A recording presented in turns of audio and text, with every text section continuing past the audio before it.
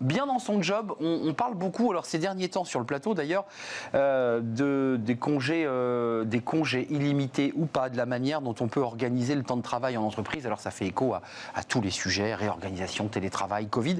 Et on va en parler avec Thomas Tugendat. Bonjour Thomas. Bonjour. On est ravi de vous accueillir. Vous êtes le directeur général de Stanwell Consulting. Vous allez nous parler évidemment de votre entreprise. Mais vous, alors c'est très concret, hein, c'est pas une proposition, ça existe. Vous proposez à vos collaborateurs des congés illimités. D'abord, votre entreprise, le secteur dans lequel vous intervenez. Alors l'entreprise c'est Stanwell, on a deux marques, Stanwell Consulting d'un côté et Wider de l'autre. On intervient dans le domaine de la transformation auprès des grandes entreprises de banque, assurance, protection sociale, sur l'ensemble des transformations, que ce soit le lancement d'offres, la croissance à l'international ou la transformation de modèles opérationnels. Et avec Stanwell on est plutôt dans le consulting et dans la stratégie, et avec Wider on est plutôt dans l'accélération de projets digitaux ou data pour accélérer les transformations digitales. Vous êtes une dizaine d'associés, vous créez cette entreprise. À quel moment, quand vous êtes réunis autour de la table, vous dites, bon, il faut faire quelque chose, il faut inventer quelque chose, et tiens, quelqu'un lance l'idée, on va faire des congés illimités. Comment ça naît ? L'idée de départ, c'est on était pas mal sollicités par nos collaborateurs sur des moments de vie où ils ont besoin d'être plus présents auprès de leur famille, par exemple dans les moments de parentalité. On avait aussi des collaborateurs qui voulaient s'impliquer dans des associations et prendre du temps pour des associations. Et puis on voyait naître des semaines à 4 jours, à 4 jours et demi, 5 jours. Oui. Et donc on voulait avoir une réponse souple et qui soit adaptée à la taille de notre entreprise. Combien de collaborateurs ? On est un peu plus de 110. 110, les deux. Stanwell plus Wider. Et donc c'est comme ça qu'on a décidé de lancer les congés illimités l'année dernière. J'insistais sur votre secteur parce que vous travaillez avec des consultants, vous êtes vous-même à l'origine un consultant, et c'est des métiers où on se déplace, où on peut travailler de chez soi, on peut travailler le soir, le matin, enfin voilà, c'est quand même un secteur qui favorise ce système. Ça dit quoi dans l'entreprise ? Vous lancez l'idée, les choses existent, et j'ai vu que ça avait évolué parce qu'entre les chiffres que j'avais découverts, vous me dites ils ont encore évolué. Là on était à 15% de congés supplémentaires, et vous me disiez qu'on est passé à 20. C'est ça, on est passé à 20. Alors il y a toujours un petit temps de recul au moment où on lance cette idée, arnaque ou sérieux. On se dit, mais c'est un patron génial, Thomas. Je ne sais pas si c'est un patron génial. Ou un directeur général génial. Non, l'idée c'est vraiment de donner de la souplesse et aux gens pour s'organiser comme ils le souhaitent. Et comme on a la chance d'avoir des populations qui sont extrêmement responsables et engagées dans le... Et jeunes, hein, 29 ans de moyenne d'âge chez vos consultants. Exactement. Les règles chez vous, c'est 5 semaines, que ça c'est la règle légale, plus les RTT, j'imagine, ce qui arrive quoi, 8 semaines de congés payés, je sais pas. Oui, c'est plutôt 7 semaines de congés payés. 7 semaines, et vient se rajouter donc 1 semaine et demie en plus, en moyenne.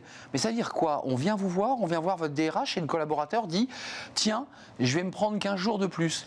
Alors, ça marche comme ça. L'idée, c'est pas de travailler que sur l'excédent. En fait, l'idée, c'est au quotidien de pouvoir prendre des jours quand on en a envie et quand on en a besoin, sans se poser la question de savoir si on va manquer de congés ou pas à la fin de l'année. Donc, il y a beaucoup de choses qui se traitent au niveau de nos managers de mission qui organisent un tel qui a envie de prendre une journée ou une demi-journée en plus de ce qu'il fait habituellement. Mais excusez-moi, en termes de droit du travail, j'imagine que vous avez bordé tout ça de manière très carrée, mais c'est comptabilisé, c'est quand même noté par le manager, parce qu'à la fin du compte, il faut quand même avoir un tableau de bord, que vous sachiez ce qui se passe dans l'entreprise quand même. Alors nous, vous savez, on facture nos jours et nos heures, donc on a une visibilité sur notre chiffre d'affaires, mais d'un point de vue du droit du travail, c'est assez simple à mettre en œuvre. C'est d'ailleurs pour ça qu'on a retenu ce dispositif, parce que c'est des congés qui sont payés, et simplement on n'applique plus le plafond légal à ces jours de congés, et donc on n'a pas la comptabilité associée à ce plafond.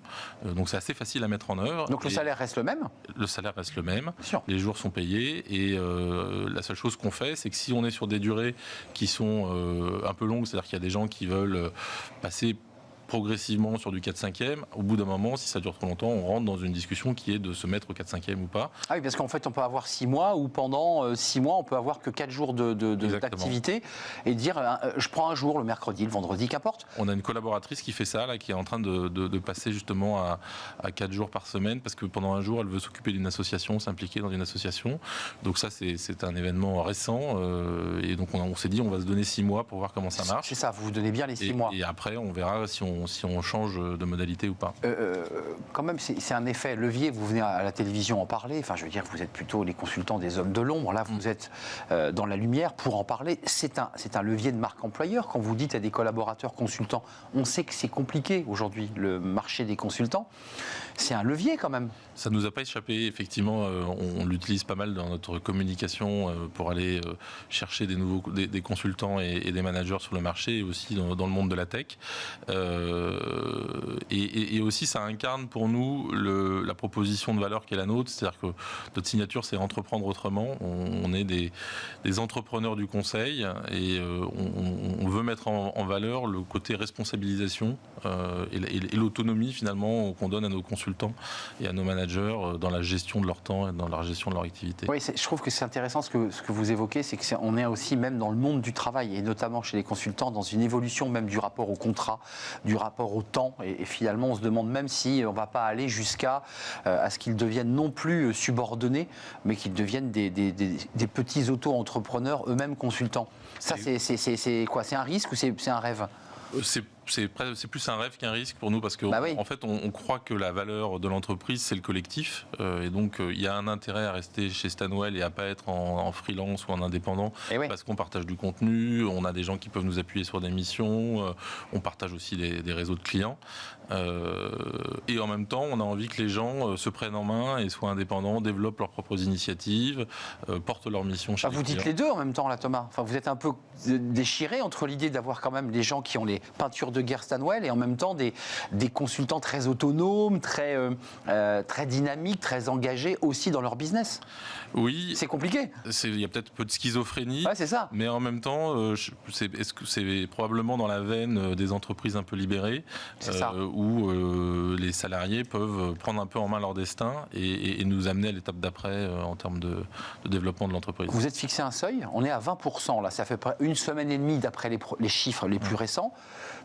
Il y a un moment donné, vous allez dire, attendez, après il faut quand même travailler un petit peu, on n'est pas en congé limité tout le temps quand même. Alors attention, il y a un seuil. Juste les 20%, c'est 20% de congés en plus. Non mais j'entends bien. Par rapport à ce qu'on constatait les années précédentes.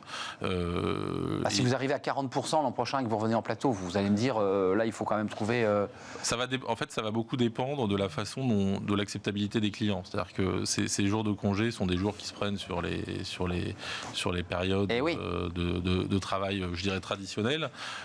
Si on compte les heures qu'un consultant travaille par semaine, c'est rarement 35 heures. Et donc, la question, c'est où est la limite entre... création de valeur et congé. Exactement.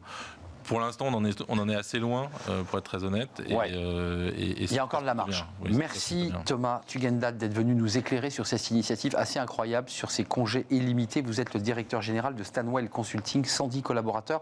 J'ai vu à Paris et bureau à Londres. Non, à Paris seulement. Londres, c'est un homonyme qui se... Ah bah oui, c'est vrai que vous avez un nom homonymique avec un ministre anglais, c'est ça? Et c'est ça. Exactement. Merci de nous avoir rendu visite et écoutez, bon vent pour la suite de cette initiative sur ces congés illimités. C'est la pause café. Il y a des pauses café évidemment chez Stanwell. Est-ce qu'on peut être amis au travail? Ça, c'est une question importante. Est-ce qu'on a des amis ou est-ce qu'on a des collègues? On en parle avec Caroline Ricross.